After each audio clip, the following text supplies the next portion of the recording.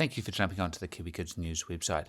I'm just going to take you through the main menu and how to navigate around the main areas of the website in this little short video. So Kiwi Kids News over here, this is our home button, and that takes you back to the home page at all times. Our news button will take you to our news articles. The teacher button will take you to our teacher zone, which has all the information for teachers on it. Our quiz button will obviously take you to our latest quiz. This is uploaded on a Friday at about 8:30 in the morning, so you can access it through there. Our premium button takes you through to all the articles that those schools that are subscribed to have access to.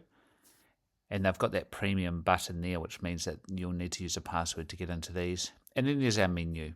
So our menu, if you click on an area, there's a sub menu that jumps off those, and that can take you to other areas of the website.